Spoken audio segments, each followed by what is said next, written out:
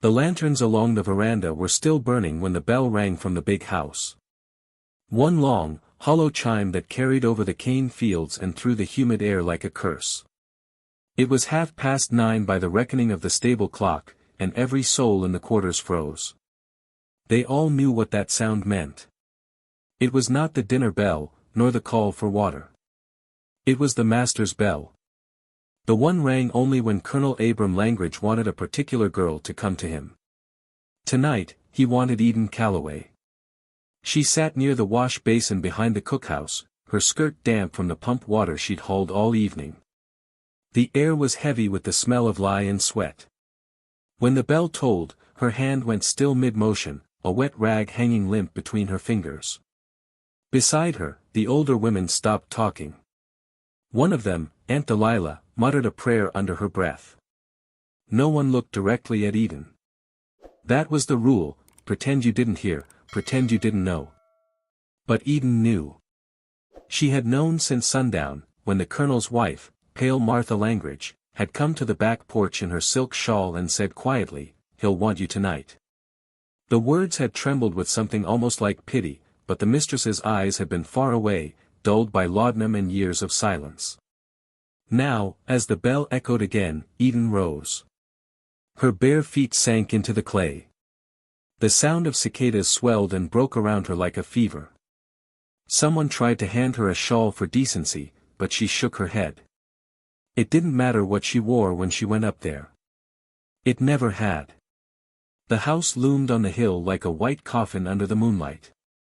The columns were cracked with age, and the shutters beat faintly in the wind. Eden walked the dirt path in slow steps, feeling the damp earth give beneath her soles. Every few feet, she caught the smell of the magnolia trees that lined the drive, sweet, rotting, suffocating. Somewhere beyond the fields, a whippoorwill called, and the sound made her think of her mother. Her mother, Dinah Calloway, had once been called up those same steps. That was 12 years ago. She had gone in young and came out with eyes that no longer met the horizon. The memory clung to Eden like smoke. At the top of the porch, the butler, an enslaved man named Israel, stood with his head bowed. His hair had gone silver over the years. He opened the door for her but didn't meet her gaze. He whispered, "He been drinkin' again." His voice was cracked, dry as leaves. Eden nodded. She stepped inside. The hallway smelled of bourbon and tobacco. A storm lantern burned low on the table, throwing uneven shadows across the portraits that lined the walls, Langridge men, painted in oil, faces pale and proud, every one of them staring down as if she had entered their private shrine. The air was heavy and warm, thick with the scent of lilies from Mrs. Langridge's dying bouquet. Somewhere upstairs, the floorboards creaked. She climbed the staircase, the sound of her steps muffled by the rug. At the landing, she hesitated before the double doors of the colonel's chamber. Candlelight flickered beneath the threshold, and the low hum of a phonograph played a hymn, Rock of Ages. The sound of it turned her stomach. He always played it before he sinned, as though the music could wash him clean afterward. Her fingers trembled when she lifted them to knock. But before she could, his voice came through, thick and slurred. "Come in, girl." She obeyed. Colonel Abram Langridge sat on the edge of his bed, shirt half open, suspenders hanging loose at his sides. His face was flushed red from whiskey, the veins on his neck raised like cords. He had been a tall man once, a decorated officer in the old militia, but now his body had softened, his jaw slackening with age and indulgence. His eyes were pale, almost translucent, and when they fell upon her, they lit with a cruel familiarity. "Eden," he said, rolling her name on his tongue like something he owned. "You kept me waitin', Dot." She said nothing. Her voice had learned long ago that silence was safer. He gestured toward the small decanter on the dresser. "Pour me another." She crossed the room, poured the amber liquid into a crystal glass, and handed it to him with steady hands. The scent of bourbon filled her nostrils, sharp and burning. He caught her wrist before she could step away. His grip was firm, the skin rough from years of riding crop and rains. "You're a quiet one," he murmured, his breath sour with drink. "Just like your mammy was." The word stabbed through her, but she kept her face still. Her pulse thudded in her ears. He leaned back on the bed, smirking, his boots still on. "You got her eyes, you know that. Eyes that don't talk but know too much.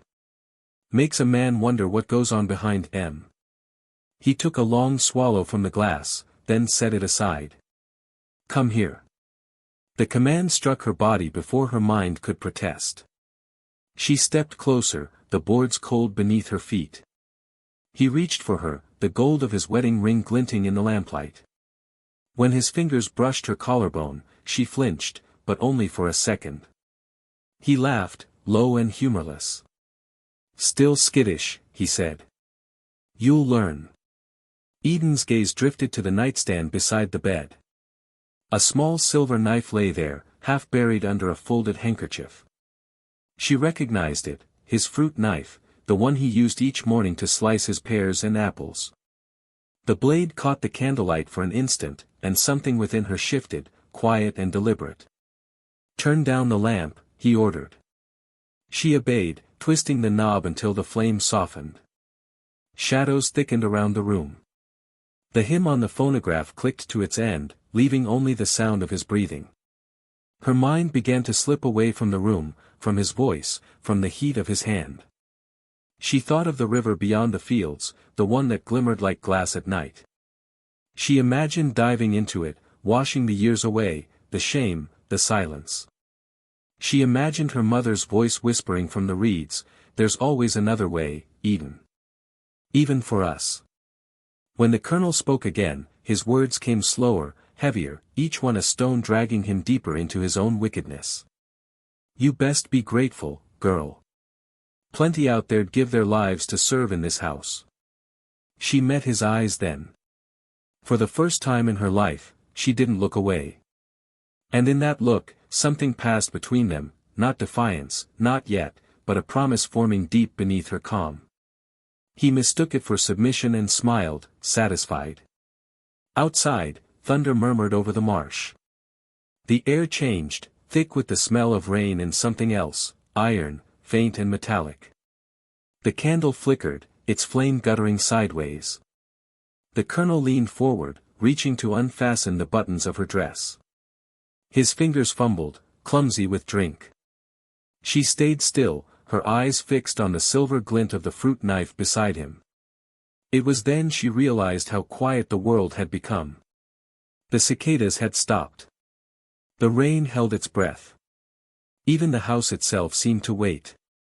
The moment stretched, taut as a wire. And in that silence, Eden Calloway made a decision, one that would end a bloodline and birth a legend whispered for generations across Beaufort County. Tonight, she would not die like her mother. Tonight, Langridge blood would answer for Langridge sin. If this haunting beginning has you on edge, subscribe now and stay with us as Eden's night unfolds. In the comments, tell us, when that door closes, what fate do you think awaits inside the Langridge house? By the light of morning, the Langridge plantation looked almost holy, rows of cotton white as bone dust beneath the sun, the river glinting like a polished blade. But there was no holiness here, not really. The land remembered screams too well. It was said that when the wind passed through the cane rows just right, it carried whispers in a woman's voice, a soft no swallowed before it reached heaven. The estate lay in Beaufort County, South Carolina, 2 miles inland from the salt marshes. The main house, once the pride of the parish, stood with its pillars peeling and its roof slumping under the humidity's weight. The family graveyard sat behind it, oak trees leaning protectively over headstones that bore names like Langridge, Crenshaw, and Pike. In the fields below, 87 enslaved souls worked from dawn until dusk, their hands raw from plucking cotton pods that tore the skin open. Among them, Eden Calloway had been born 19 summers ago, the daughter of Dinah Calloway, once a midwife before the colonel forbade her practice, claiming, "God decides who lives, not a black woman's hands." Dinah had died beneath the lash when Eden was 7, accused of stealing laudanum to ease a childbirth that went wrong. No one spoke of her, but everyone remembered her cries, the way they rose up and clung to the rafters for hours. Now Eden lived in her mother's old cabin near the edge of the swamp. The boards creaked with rot, but it was the only place she could sleep without hearing footsteps above her. She had learned silence early, not the silence of submission, but of survival. She spoke little, worked quickly, and looked no one in the eye longer than a breath.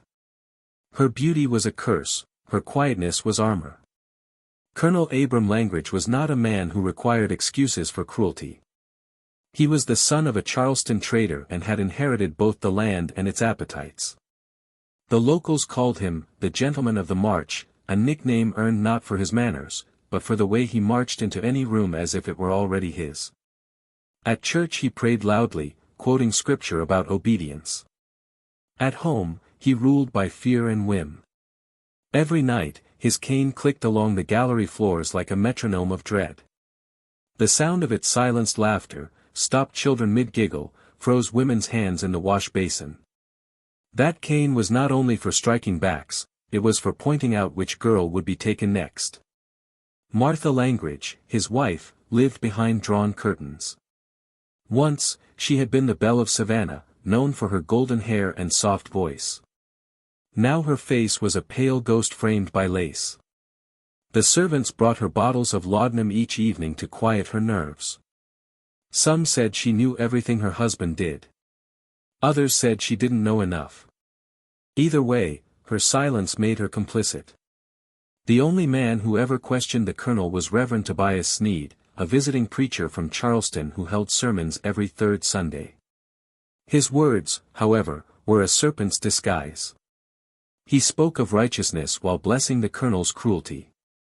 "The Lord chastens those he loves," Sneed would say, his eyes moving over the women like a butcher selecting meat.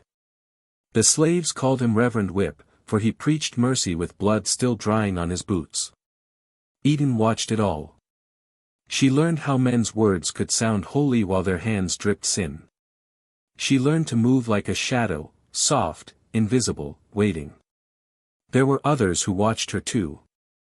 The overseer, Silas Red, a gaunt man with eyes the color of iron filings, had noticed her since spring. He would linger near the cotton scales, pretending to count the baskets, his gaze crawling over her skin. Once, he had whispered, "You'll end up in the big house one day, same as your mammy." She'd said nothing. That silence had infuriated him more than any insult could have. By the summer of 1861, whispers spread through Beaufort County that the war had begun up north, something about Fort Sumter, about rebellion and secession. But on Langridge land, nothing changed. Here, every dawn was the same, the whip cracked, the air trembled, and the fields drank sweat. Freedom was just a rumor carried by the river mist. One evening, as the sun bled out behind the trees, Eden helped the cook, Mama Ruth, prepare supper for the big house. The kitchen was hot, a furnace of oil and steam. Mama Ruth moved with weary grace, stirring the pot of stew while muttering hymns beneath her breath. "You keep your head low tonight, child," Ruth whispered, glancing toward the house. "He been drinkin' since noon." Eden didn't answer. She just kept slicing onions, the tears stinging her eyes for reasons that had nothing to do with the knife. When she carried the tray upstairs later, the parlor was filled with men. The colonel was there, laughing too loudly, a cigar clamped between his teeth. Beside him sat Reverend Sneed, nodding like a vulture. The air reeked of whiskey and arrogance. "Look here," the colonel said, gesturing toward Eden as she entered. "See this one? Strong back. Good stock. Quiet as a cat. You can't buy that kind no more." The men chuckled. Eden placed the tray on the table, keeping her eyes on the wood. "Quiet one, ain't she?" said Reverend Sneed. "That's the Lord's favor. The meek inherit the earth." The colonel smirked. "She'll inherit what I give her." The laughter that followed was thick and heavy. It filled the room like smoke, clinging to the wallpaper, seeping into the cracks of her memory. That night, after the guests left, Martha Langridge called Eden upstairs. She was standing by the window, wrapped in a shawl, her face turned toward the dark fields. Her voice was faint, as if it came from another room. "He's in his drink again," she said softly. "You know what that means." Eden waited, her heart pounding.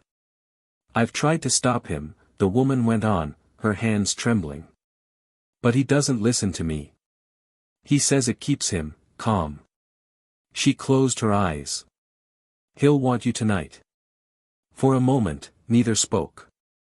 Outside, thunder rolled somewhere far off, a promise of rain that never came. "Go now," Martha whispered. "Before he calls for you." Eden descended the stairs with the slow certainty of someone walking into prophecy. As she passed the hallway mirror, she caught her own reflection, the same dark eyes her mother once had, the same scar along her wrist from the old punishment pole. But there was something new in her gaze tonight, a stillness sharper than fear. Later, in the quarters, Aunt Delilah whispered prayers over a bowl of ashes. "That house eats souls," she muttered. "Every woman who gone up them steps come back with her mouth broke. Words gone, spirit gone." Eden didn't join the prayer. She sat alone outside her cabin, watching the lightning crawl across the horizon. The frogs were loud in the swamp, and fireflies floated like tiny lanterns between the reeds. For the first time, she let herself imagine a world where the Colonel's voice could never reach her again. Inside her mind, a seed took root, quiet, patient, and deadly. The night would come soon enough. And when it did, she would no longer walk as a shadow. She would walk as judgment itself. If Eden's quiet fury speaks to you, subscribe now and help us bring these buried voices back to life. In the comments, share stories or names you know of real enslaved people who resisted. Their courage deserves remembrance. The rain began after midnight, soft at first, a whisper against the roof tiles, then harder, drumming through the silence of the plantation. It washed the dust from the magnolia leaves and carried the day's heat into the earth. The field slept under the weight of it, but inside the Langridge house, no one slept at all. Colonel Abram Langridge sat alone in his room, a half-empty bottle of bourbon sweating on the nightstand. The stormlight flickered through the shutters, casting stripes across his face. He had been pacing since supper, muttering to himself, his breath thick with liquor. The phonograph played a hymn over and over, Rock of Ages, again, its words twisted by his voice into something that sounded like mockery. When the last chime faded, he poured another drink and turned toward the door. "Eden," he called. "Bring yourself here." She had been waiting. Eden stood in a narrow corridor, her hand resting on the banister, feeling the tremor of his voice through the wood. Each time he spoke her name, it was as if he spat it out, like something too sweet that turned bitter on his tongue. She took a slow breath, smoothed her apron, and stepped into the room. He smiled when he saw her. "My quiet girl," he said. "Come to ease my mind." The smell of bourbon hit her first, thick as syrup. The lamp cast an amber glow across the bed, where the sheets lay rumpled from his restless pacing. On the dresser, his revolver gleamed beside a stack of letters. And there, beside the fruit bowl, the silver knife she had seen before. Small. Polished. Waiting. He gestured for her to come closer. "Don't be shy, now. I treat you fine, don't I? Better than most." Eden didn't answer. Her body moved the way memory had trained it, still, obedient, without sound. Inside, her thoughts drifted far away, to the river, to her mother's voice in the reeds. "There's always another way." He reached out, touching the side of her face. "Pretty skin," he murmured. "God made you just for." She didn't hear the rest. Her mind slipped into that other place, the one she had built in silence over all those years. It was dark there, but not empty. Her mother's eyes were there. The cries of women from the quarters were there. The weight of every secret wound carried in hushed tongues. All of it pressed against her, not crushing, shaping. The Colonel's hands were on her now, rough and impatient. His breath rasped like a saw against her ear. He mumbled something about mercy and dominion. His fingers moved to her throat, tilting her head just enough that she could see the reflection of the knife in the mirror behind him. The candle flame quivered beside it, one bright pulse in a room of shadows. He stumbled slightly as he pushed her toward the bed. His boots squeaked on the floorboards. The storm outside cracked, a single roll of thunder that seemed to shake the walls. He laughed at it. "Even God can't hear you, girl," he said. That was when something in her broke, or perhaps something long buried finally surfaced. Her eyes, once cast down, rose to meet his. There was no plea in them, no fear left to offer. Only a strange stillness, cold and full. She whispered, "He hears me." He frowned, startled by the sound of her voice, the first he'd heard from her lips in months. "What did you say?" But she was already moving. Her hand reached behind him, slow and steady, fingers curling around the handle of the silver knife. The blade was cool, slick with condensation from the fruit bowl. For an instant, she felt her mother's hand guiding hers, steadying it. The world narrowed, no sound, no rain, no breath, only the pulse beneath his jaw, thick and unguarded. When she struck, it was not with fury. It was precision. A single slash, deep and final. The blade cut clean across the soft place beneath his chin. The sound that followed was wet and soft, like water poured into earth. His eyes went wide, confusion blooming where arrogance had lived. He stumbled backward, clutching his throat, trying to speak but finding only a bubbling gasp. The blood came in dark ribbons down his shirt, spilling onto the white sheets he had soiled with sin for years. Eden stepped away, watching him. Not trembling. Not weeping. The colonel fell to his knees, choking, his hands clawing at the air. He tried to reach for her, but the strength was gone. His mouth opened, one last command that would never form.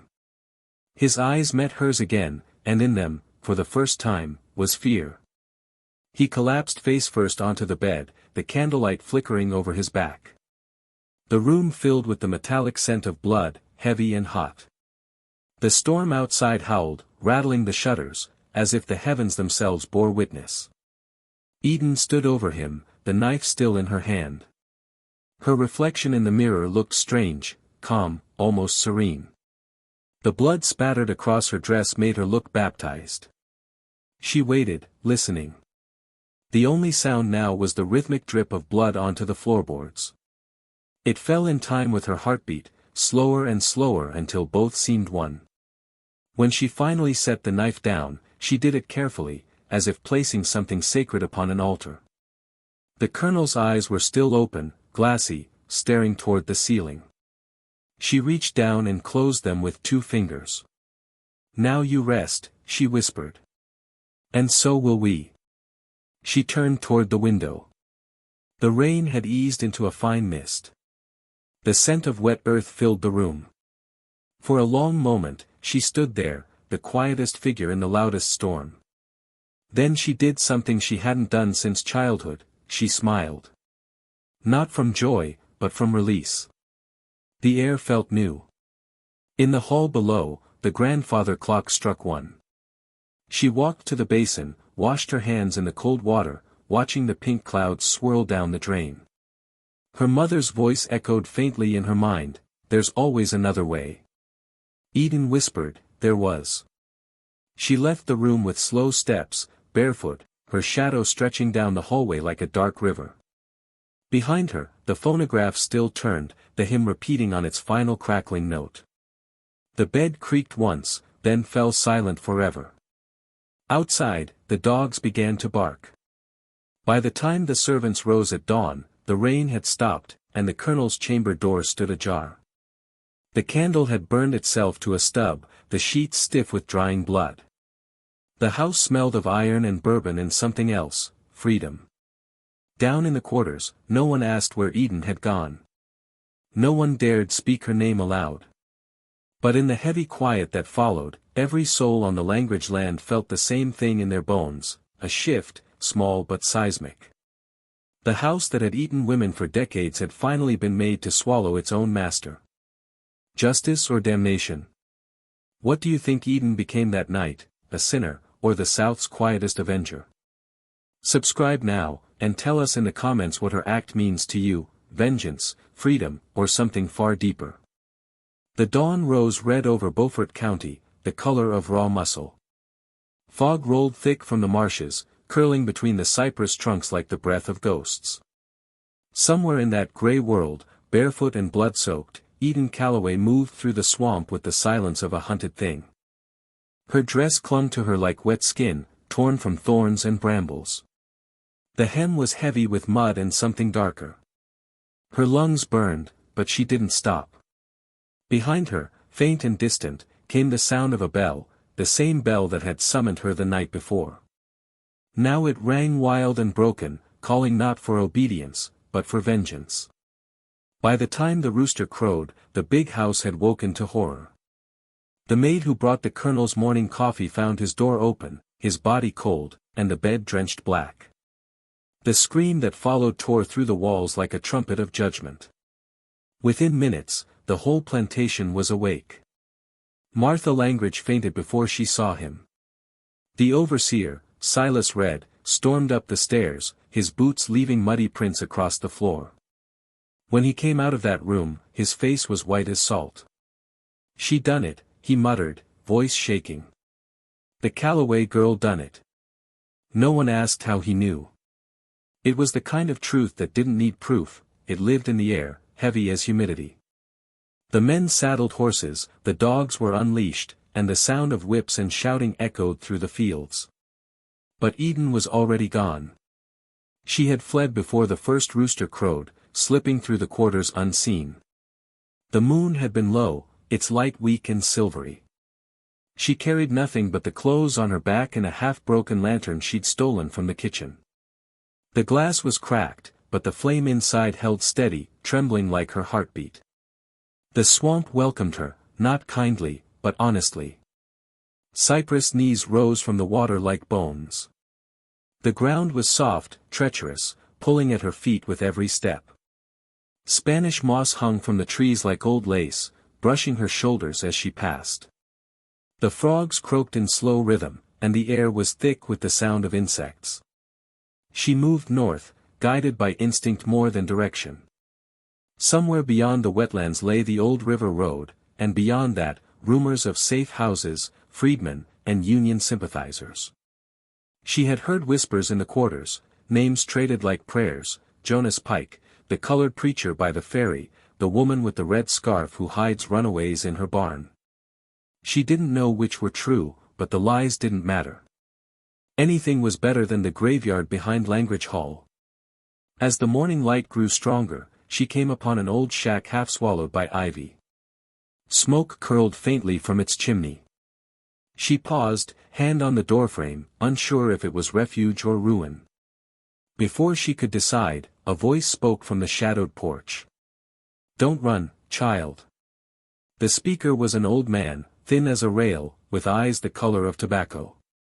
His beard was white and unkempt, his clothes patched and faded. He leaned on a cane carved from river driftwood. Eden froze. Her throat felt dry. "You from Langridge land," he said quietly. It wasn't a question. She nodded once. He sighed. "Then I reckon you did what needed doin', dot." Her eyes widened. "You heard?" He gave a slow nod. "Wind carries words faster than men. Ain't no secret what that devil did to the women down there. Now you have set the balance right." He turned toward the shack. "Come in, child. You smell of blood and swamp. Need to rest, for they find you." Inside, the cabin was dim but warm. Dried herbs hung from the rafters, and a small fire burned low in the hearth. The man moved slowly, his limp pronounced. "Name's Jonas Pike," he said. "Used to belong to the Crenshaws, for they sold me for free. Ain't much left of me but memory and bone." He poured her a cup of water from a tin jug. "You headed north?" Eden hesitated. I don't know where. Jonas nodded, as if he expected that. Ain't none of us ever do. North just means away. He reached into a small box on the table and pulled out a folded scrap of cloth. Follow the river till you see the white oaks with burn marks on them. That's the road to Bluffton. From there, you find the old ferry and cross. Don't stop. Don't speak your name to anyone. Eden took the cloth, a piece of old muslin marked with a faint cross drawn in ash. Why are you helping me? She whispered. Jonas looked at her with a kind of tired pride. 'Cause you ain't just runnin'. You unchained something. Ain't many got the heart for that. He stood, walked to the door, and peered out into the swamp. The sound of dogs had grown louder. They'll be here by noon. You best go. Eden rose. Her legs trembled with exhaustion, but her will did not. She stepped into the daylight, the mist closing around her like a veil. Jonas called after her, his voice breaking through the fog. North, child. And when the river asks who you are, tell it you're the one who remembered what her mama forgot. She didn't understand the words then, but she carried them like scripture. By midday, the hunters were close. Their torches burned even in daylight, smoke rising between the trees. Silas Red rode at the front, his dogs foaming at the mouth. She can't be far, he snarled. Track the blood. But the swamp had turned on them. The air thickened, the mud swallowed their boots, and every sound seemed to echo wrong. One hound leapt forward and vanished into a sinkhole. Another whined and refused to move. The men cursed, their shouts swallowed by the cypress canopy. Eden pressed on through the water, waist deep now, the lantern held above her head. The flame flickered but never died. Around her, the forest sang, frogs, insects, the low croak of unseen birds. Each sound folded into the rhythm of her steps, a strange kind of music. When night fell again, she reached the river. It stretched wide and black before her, reflecting the moon like a blade. The current was strong. On the far bank, she could see the faint outline of white oaks, the sign Jonas had told her to find. She stepped into the water. It was cold, shocking against her bruised legs. The current pulled, but she fought it, arms cutting through the dark. Halfway across, she felt the weight of the past trying to drag her under, her mother's screams, the colonel's laughter, the years of swallowed words. For a heartbeat, she wanted to let go, to sink and sleep. Then she remembered the knife, the blood, the stillness afterward, the moment when silence finally meant peace. That memory burned brighter than fear. She kicked harder, gasping, until her feet found the opposite shore. When she climbed onto the bank, she fell to her knees, shaking. The stars above her seemed impossibly bright. For the first time in her life, no wall, no whip, no voice owned her breath. She wept without sound, the tears hot and strange on her skin. Behind her, far across the river, dogs howled and then fell silent. The night held her like an embrace. She rose, turned toward the dark trees ahead, and began to walk again.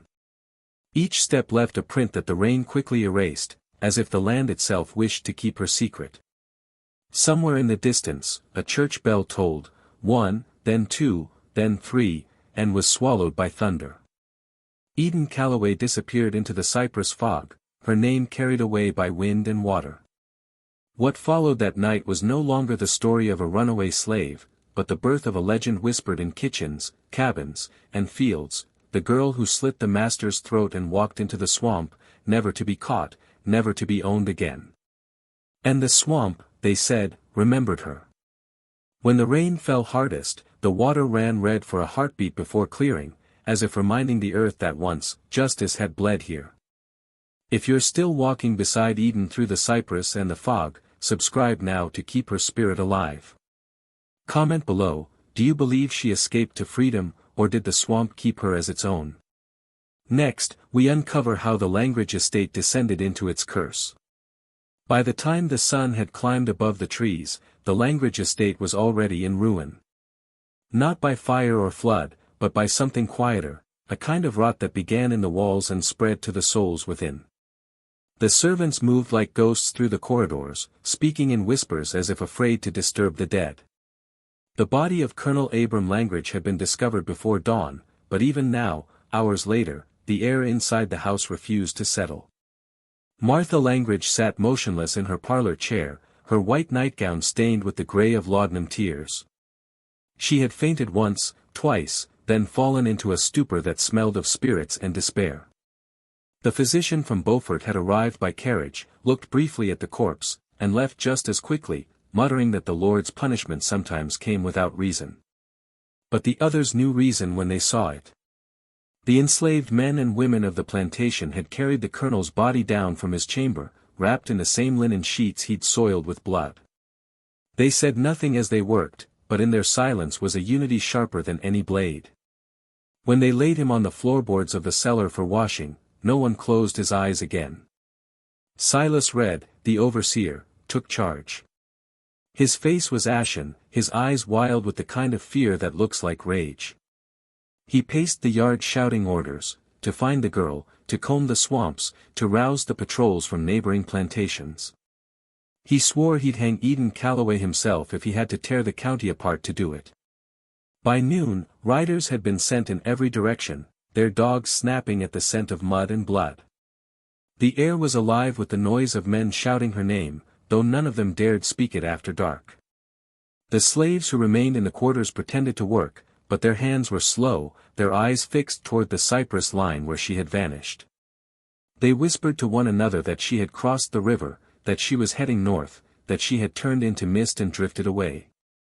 Each story was more impossible than the last, and yet each carried the same quiet hope, that she had escaped the world that had killed her mother and broken so many others. But for those left behind, the real haunting began. That evening, when the sun sank into the swamp, the big house groaned like an old ship. Floorboards creaked where no feet walked. The walls, swollen with humidity, seemed to breathe. The smell of iron still clung to the master's chamber no matter how many times it was scrubbed. The blood had soaked into the wood itself, dark as ink. Martha Langridge ordered the door locked. "No one goes in there again," she said. Her voice was barely a whisper, brittle as porcelain. The servants obeyed, but the lock did little good. The sound of dripping continued from within, slow, steady, and unrelenting, as if time itself had sprung a leak. The Reverend Tobias Sneed came 2 days later, riding in with his Bible and his sermons. He preached over the body laid out in the parlor, his words bouncing uselessly against the walls. "Sin invites darkness," he thundered, "and the wages of sin is death." But his voice cracked halfway through, and when he caught sight of the colonel's neck wound, his hands trembled so violently he dropped his cross. Some said it was guilt that shook him, for he had known of the colonel's appetites and blessed them all the same. Others said he heard something whisper his name from the blood-stained stairs. Whatever it was, the Reverend left before sunset, swearing he would never set foot on Langridge soil again. 3 nights after the murder, the dogs began to howl without reason. They circled the front lawn, tails between their legs, growling at the upper windows of the house. The maids refused to enter after dark. One swore she heard footsteps overhead, soft, dragging, followed by the faint sound of humming, a woman's tune. Another claimed that when she went to fetch water, she saw the mirror in the upstairs hallway fog over, though no one had touched it. In that fog, she said, appeared a handprint, small, delicate, still dripping red. Silas Red scoffed at such talk. He drank himself into violence, accusing the field hands of hiding Eden. "You think she's some kind of angel," he roared. "She's a killer. And she'll burn for it." But each lash he ordered, each punishment he dealt, only deepened the silence. No one cried out under the whip. No one begged. The screams had become something sacred now, something they would no longer give him. On the 7th day, when the colonel was buried behind the house, the heavens opened in a storm so sudden it drowned the ceremony. The preacher's words were washed away, the coffin half filled with muddy water. Lightning struck the old oak by the fence, splitting it clean through. The servant said it was a sign that God himself refused to keep the colonel in peace. After the funeral, Martha retreated entirely from the world. She took her meals in her room and spoke only to her maid. Sometimes, at night, she could be heard weeping softly, her voice calling out the name of a woman no one recognized. "Dinah," she would murmur. "Forgive me." It was then the rumors began, not of Eden's escape, but of her return.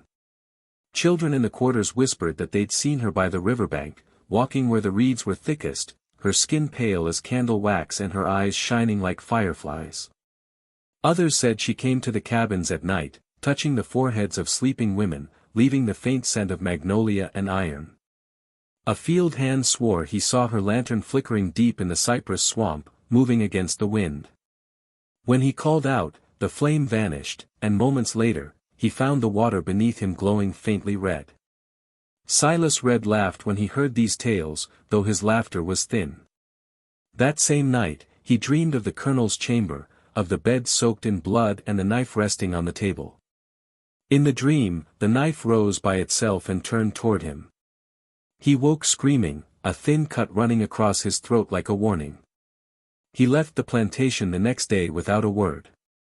Weeks passed. The cotton wilted in the fields. The overseer's cabin remained empty. The dogs refused to go near the big house. Even the river seemed to turn away, its banks shifting, its current slower, as if the land itself were grieving. By autumn, only a handful of servants remained. The rest had fled or been sold. The Langridge name carried a new kind of power now, not respect, but dread. Travelers who passed along the road claimed the house looked alive at night, the windows pulsing with a dull light as if someone were walking through the halls carrying a lantern. One such traveler, a merchant named Josiah Crail, stopped to water his horse by the gate. He later swore under oath that he saw a figure standing at the upper window, a young woman in a torn white dress, her hands resting on the glass. When the lightning flashed, he saw her face clearly, eyes wide, unblinking, a thin scar crossing her neck. Then the window went dark. Martha Langridge's health declined that winter. The doctor said her mind had gone soft. Some nights, she wandered barefoot through the corridors calling for her husband. Other nights, she was found in the fields, kneeling in the mud, whispering prayers to the ground. When the maid tried to guide her back inside, she said, "Hush, can't you hear her? She's singing my wedding hymn." The maid listened. There was nothing but wind, and yet, beneath it, faintly, came a low melody, sweet and mournful. By the spring of 1862, the Langridge plantation had fallen quiet. The war had come to South Carolina, and soldiers marched past the property without stopping. They said the place was cursed. They said the well water ran rust red, that the air stank of iron, that no birds perched on the roof anymore. Martha was found dead that April, sitting upright in her rocking chair, her eyes open and her mouth curved into a strange, peaceful smile. In her lap lay a single magnolia bloom, too fresh for that season. No one knew where it came from. After her burial, the estate was sold for pennies to a northern investor who never set foot on it. The new overseer, a man named Caleb Fenn, lasted 3 weeks. He claimed to hear whispers through the floorboards at night, the sound of bare feet pacing above his room. When he tried to pray, he said the house itself sighed. He fled in the middle of the night, leaving his boots behind on the porch. The years rolled on, and the Langridge fields turned to wilderness. The cotton choked itself out, the fences fell, and the swamp reclaimed its own. Travelers who wandered too close told of strange things, a woman's voice singing from the reeds, a flicker of lamplight gliding over still water, a soft trail of footprints that filled with blood and vanished. Some said Eden Calloway still walked there, neither dead nor alive, guarding the land that had devoured her youth. Others said her spirit had gone north, free at last, and what haunted Langridge Hall was not her ghost but her vengeance, the echo of justice too long delayed. In the towns nearby, mothers would hush their children with her story. "Mind your ways," they'd whisper. Or Eden Calloway will come for you in your sleep. But among the old folks, the story changed. To them, Eden was not a ghost at all, but a saint of the forgotten, the one who proved that even the enslaved could strike a god down in his own house. They lit candles for her on stormy nights, when thunder shook the walls, and prayed not for mercy, but for courage. And when the wind passed through the magnolia trees at Langridge, it carried a sound like breath, slow, rhythmic, almost human. If you listened long enough, it began to form words. Not many, just 3, soft as a lullaby. Now we rest. That was the curse and the mercy of Langridge Hall, a silence so complete it became its own voice. Decades passed, and the world shifted around the ghost of Langridge Hall. The war had come and gone, leaving the South a graveyard of burned mansions and broken vows. But the Langridge estate remained, not alive, not dead, caught in the strange half-light between ruin and memory. Vines climbed the porch columns, roots split the marble steps, and the front doors sagged like the mouth of something too tired to roar. People said the house had learned to breathe. At night, you could hear it, the slow sighing of old timbers, the heartbeat creak of floorboards, the low moan of wind moving through hollow rooms. The plantation's fields, once white with cotton, grew wild with reeds and nettles. The river flooded each spring, washing away what was left of the fences. Every living thing seemed to give the place a wide berth. Only the stories refused to die. Children whispered them by firelight, swapping versions like secret currency. Some said Eden Calloway had been caught and hanged at the edge of the swamp, that her body had swung for 3 days before disappearing into the mist. Others said she'd crossed the river and made it north, her name changed, her scars hidden beneath new freedom papers. A few believed she'd become something more than human, a spirit bound to the cypress and the rain, a judge who appeared whenever a man raised his hand in cruelty. Each tale carried a different ending, but all began the same, a bell ringing through the fields, a girl walking toward the big house, and silence following after. The silence was always the same. By 1893, the Langridge property belonged to no one.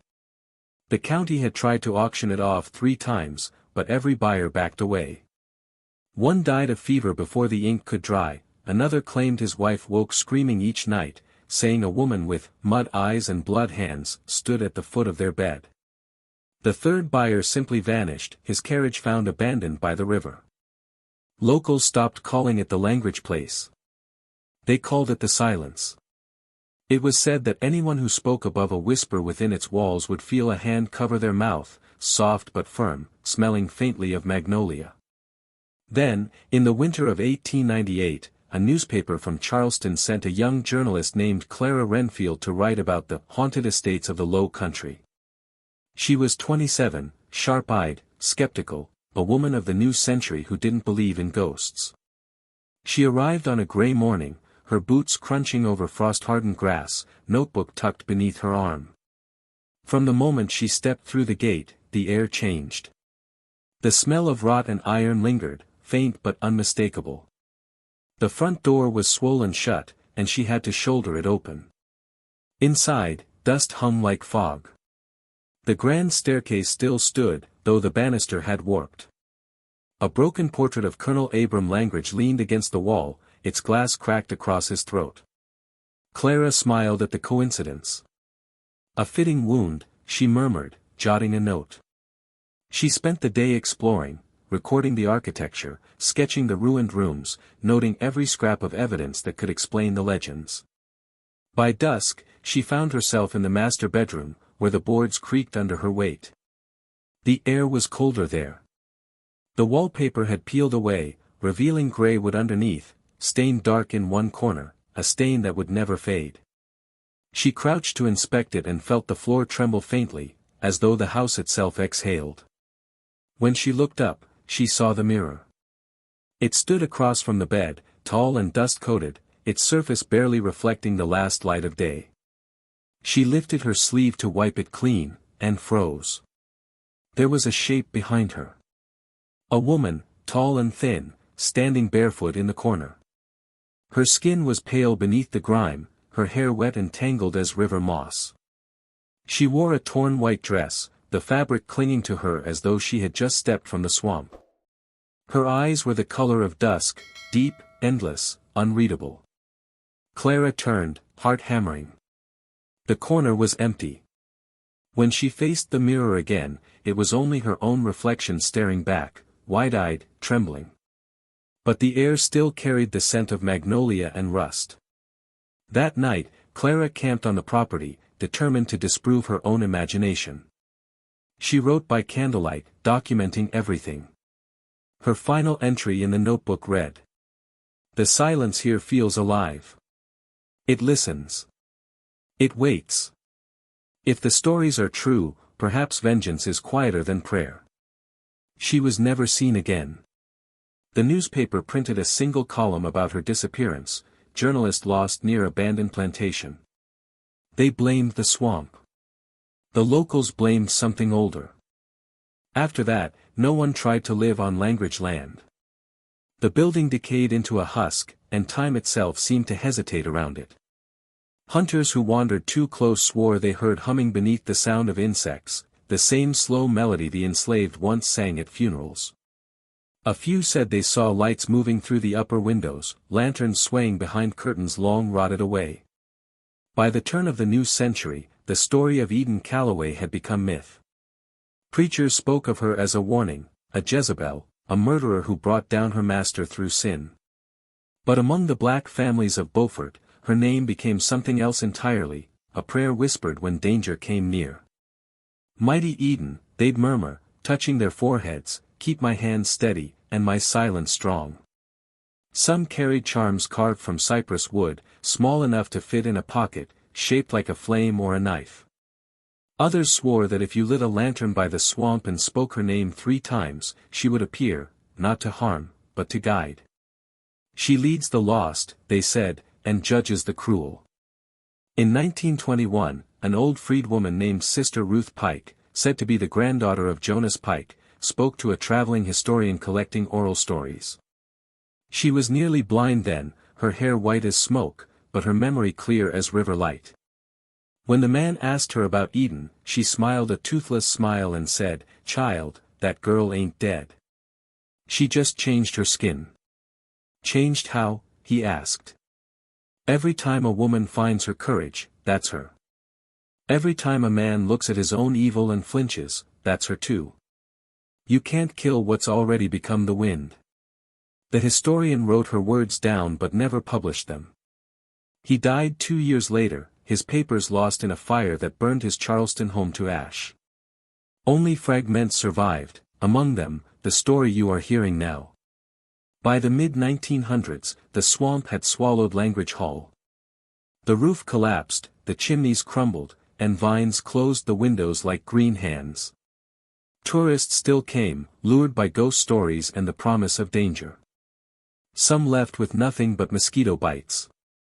Others claimed the place changed them. One man, a veteran from the Second World War, said he saw her reflection in the water as he passed by canoe. "She was standing on the surface," he said, "like the water held her. She looked at me and I felt, judged. Not punished. Just seen." He never returned. Even now, more than a century later, the legend persists. Locals avoid the old county road that cuts near the swamp. On certain nights, humid, moonless, travelers hear the faint toll of a bell. Some say it's wind playing through the reeds. Others say it's the master's bell, still ringing for a girl who will never come again. And sometimes, if you're quiet enough, the wind carries a voice with it, low, steady, almost kind. Now we rest.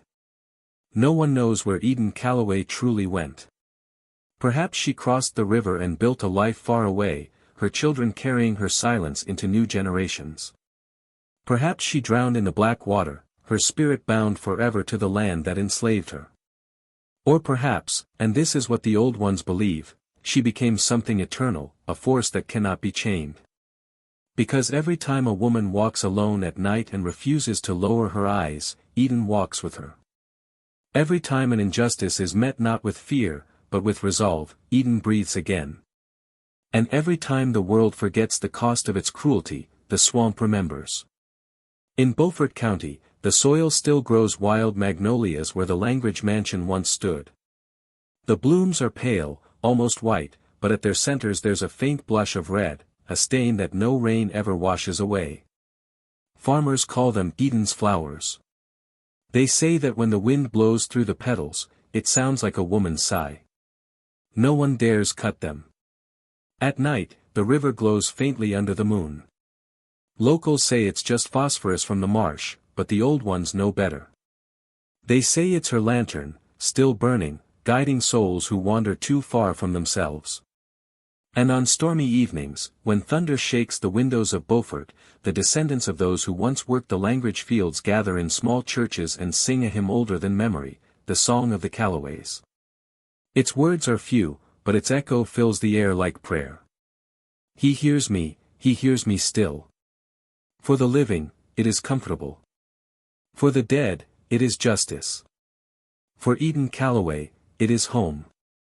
If this story has stayed with you, if Eden's silence has found its way into your thoughts, keep her memory alive.